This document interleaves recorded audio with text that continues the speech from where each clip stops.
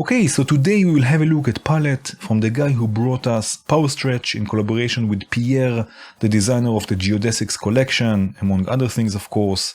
It's based on plates for mutable instruments, so it has all of its different algorithms, but it's a totally different beast, so I will not make any comparison in this video.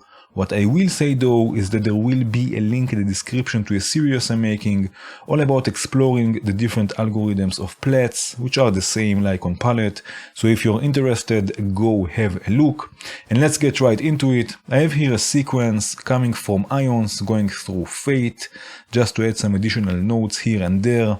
Let's send this through the quantizer to the volt per octave input of Pallete, and already you can see that we have some movement here on the octave knob, and this will appear also on other controls, which is really helpful, but you can also turn this off in the right click menu, show modulation amounts on knobs. If you turn this off, it will go away. Let's bring it back. Very nice. Now we can switch between the different algorithms with the respective buttons.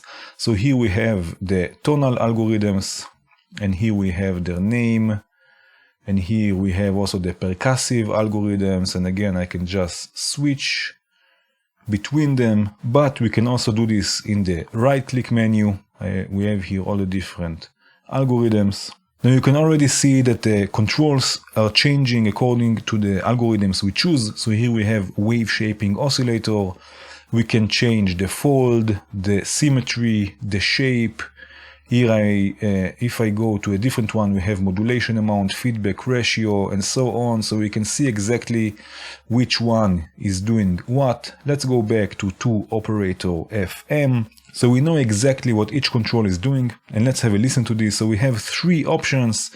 We have the main output on the left, in this case the dual FM output. So let's send this to the mixer. We can change the modulation amount.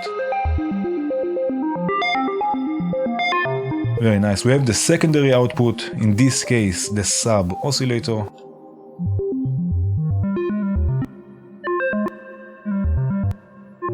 Just like this. And then we have the mixed output in the center. This one, and here we have the mix control. So if I go all the way left, it's again the dual FM. If I go all the way right, it's just the sub oscillator. But somewhere in between we have the mix. Then we can change the octaves. Very nice, and we can also change this to coarse tuning in the right click menu. So we can choose octave knob free tune. And now it will not snap to the octaves. Very nice, let's bring this back.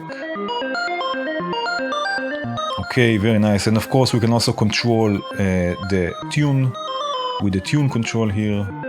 Up and down 7 semitones. Okay, now we also have a built-in low-pass gate that we can use by sending either a signal to the trigger input. So let's use the clock. And this will be the low-pass gate. We can also send it, or we can also send a gate to the level gate input. And in both cases we have separate controls for the decay time of the low-pass gate and also its color.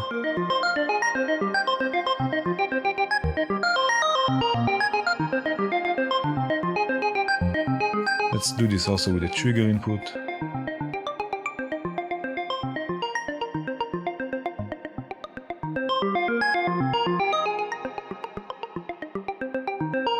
Very nice. Now we can also use the level gate input as a VCA. So let's use the AD envelope from Nischi, which will look like this, and I will use it instead of the trigger input.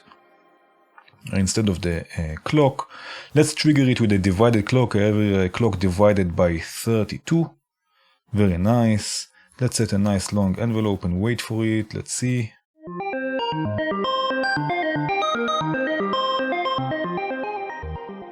Just like this, very nice. Let's add some movement by using the second sequence of ions to modulate the modulation amount, the FM modulation amount. So I have it also going through fate, again just to add some more variation. This will go to the CV input of the modulation amount. As you can see, we have also blue attenuverters that we will look at later in the video, but let's open the attenuverter here all the way. We can see again the movement of the modulation.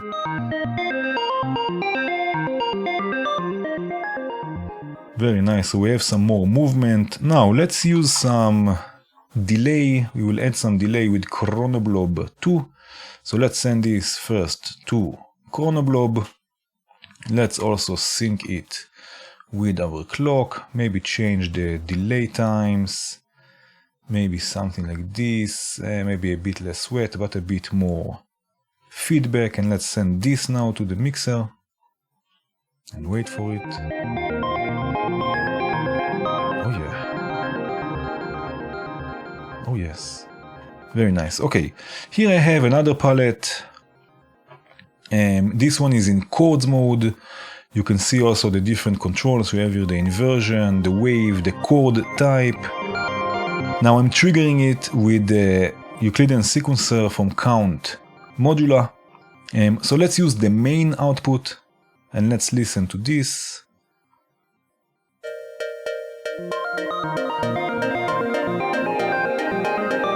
So again, I can change the inversion of the chord. I can change the wave from a wavetable to a strings machine. Let's just take the level here a bit down and here a bit up. Very nice. Again, we can change the chord type.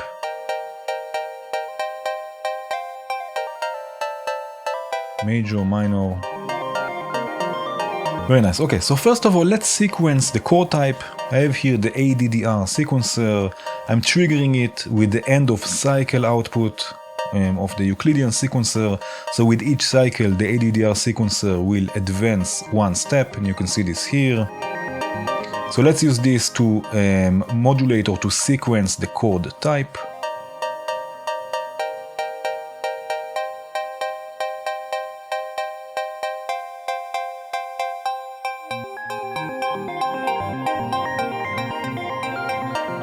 Very nice. Now we can also modulate the decay time. Let's use sample and hold from this. I will use the one from Bog Audio. Trigger it with the same sequence. Let's set this to negative positive 3 volts and modulate the decay time and maybe also the color. Oh yeah.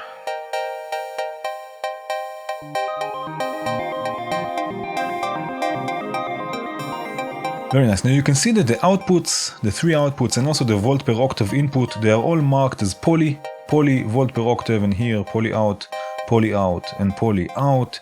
So Pallete is also polyphonic, but it has a really nice feature that allows us to add the voices and detune them to get a bigger sound. So let's first add a spreader just to spread the voices in the stereo field. And I will set it to merge the poly output, because when we add voices, it will turn Pallete to a polyphonic signal. You will see this also in a second. So let's send the chord output to the spreader, and from there let's go to the mixer. Okay, now we can start adding voices with the voices control. So let's go to 5.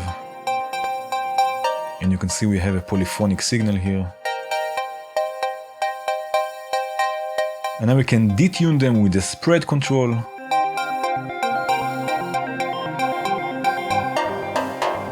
And have a look here on the octave knob. You can see also how much they are being spread.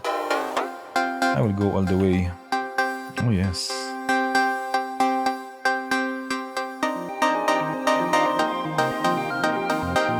Now one thing to mention is the more voices you use, the more CPU Pallete will consume. Keep this in mind. Let's have a look actually. Let's activate the CPU meter. Here we cannot see it. Here it's 3.3. and here it's 1.4. So here we have polyphonic signals, we have 5 voices, so it will consume more CPU. Okay, here I have also some drums, and I know Pallete has also drum algorithms, but I'm saving this for the next patch. So here I have the gate sequencer triggering Tremor 2 from Volt, the snare drum and hi-hats from Hora, and by the way, also here I'm using a teleport just to send my clock across the patch without having too many cables in the way. Okay, so let's have a listen to this. Oh yeah.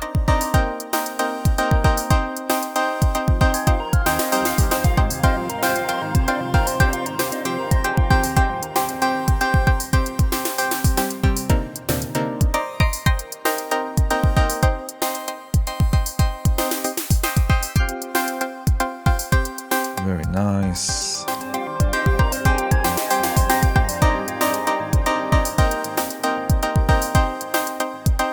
Okay, now I will leave it for you to add some bass or other elements to this, but let's have a look at another patch. Okay, so here I have the phrase sequencer, it's sequencing Pallete. I have here again a few different voices active, it's in wave shaping oscillator mode. I'm sending the polyphonic signal into a spreader, just so it will be nice and spread in the stereo field. This is going once to the mixer, and I'm sending also a copy to a high pass filter and to a delay, so only the high frequencies are going to the delay. This is how it sounds like.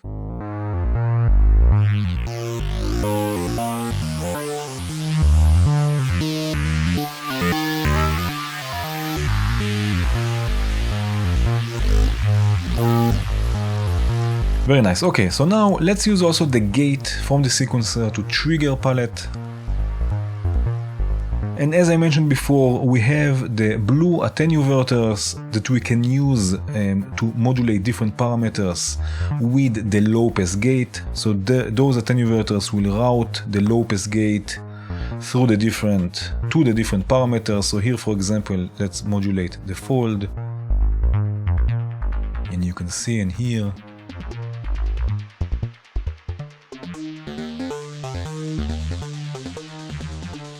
that it's with the signal from the low pass gate. Let's also do it for the tune, for example.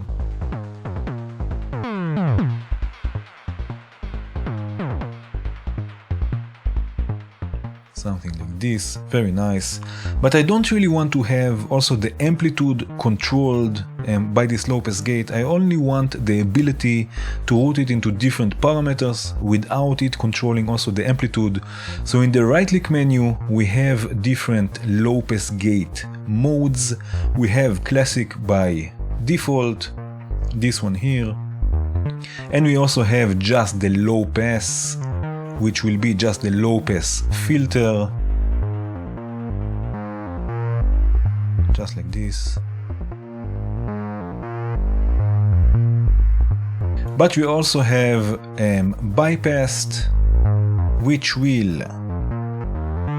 bypass the level control, so it will not control the amplitude, but we can still use it for modulation. So as you can hear now, the low pass gate is doing nothing, but I can use it for modulating still with those blue attenuverters.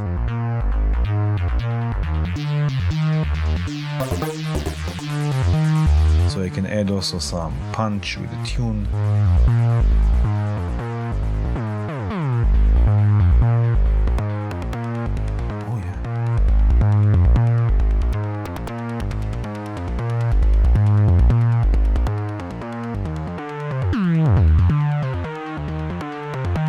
For example, without controlling the amplitude or the levels. Okay, so here I have a bit more things going on. I have here Andromeda from Stellare. It was also designed by Pierre, by the way. I have the pitch information, the same pitch information, going to 3 palettes. The first one here is in snare mode or snare algorithm, the second one bass drum, the third one hi-hat, and I actually use them in this case more as a percussion type of sounds rather than drums. But I have 3 different trigger outputs from the sequencer with probability triggering each of them. So in this sequencer I can choose different patterns, trigger patterns, and add also probability. I'm also sending the bass drum through some vacuumba just for some nice overdrive, and I'm mixing them here with this mixer. So let's have a listen to this. Oh yeah. And now I can play with the decay. This is the snare drum. This is the bass. And we have a hi-hat.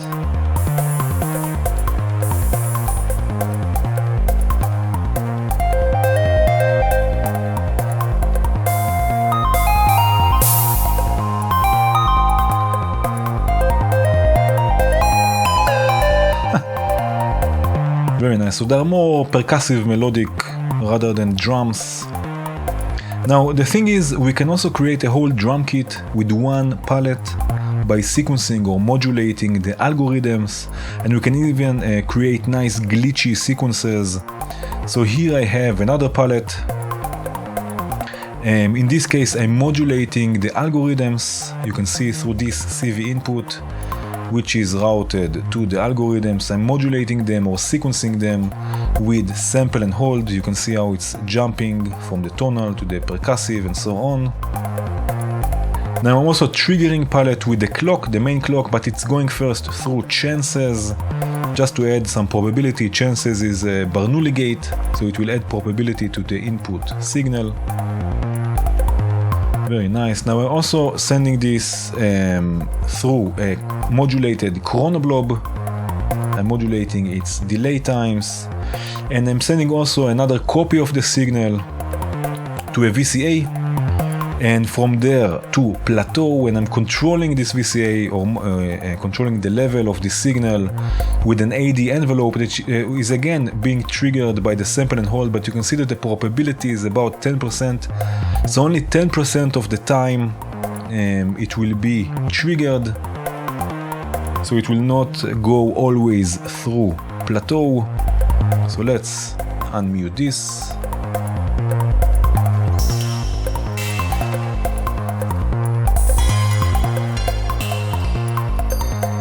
So again, it's moving between the different algorithms. I'm also modulating everything here, you can see, with the sample and hold. Not everything, but a few things. Also the low pass gate.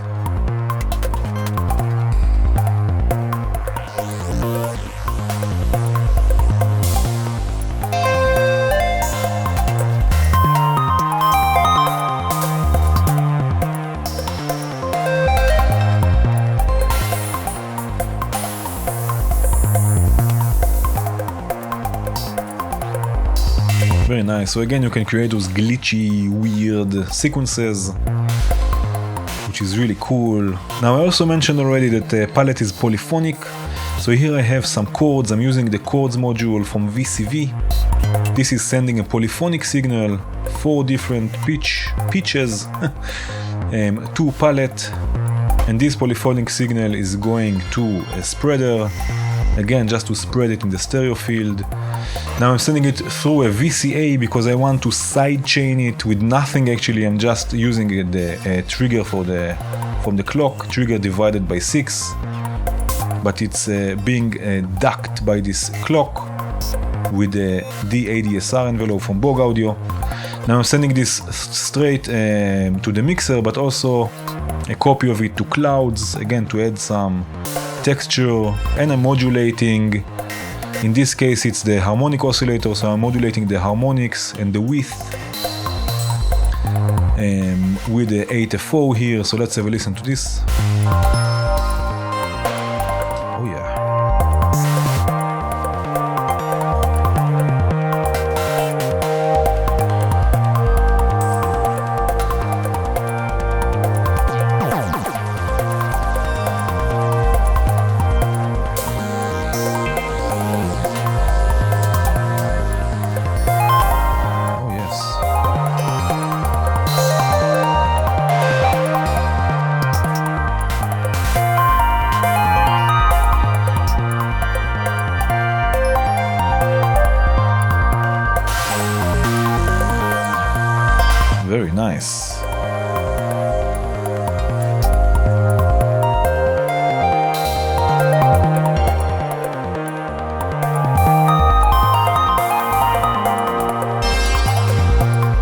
Okay, very cool. I think we went through all of the features of Pallete. Now it's your turn to go ahead and experiment, and that was it. Like always, there will be a link in the description to the patches we looked at today. Feel free to download them and take a closer look. I hope you enjoyed this video. If you did, please hit the like button. If you enjoy what I do, consider becoming a Patreon. If you want to see more videos like this, please subscribe and hit the bell, and have a good one.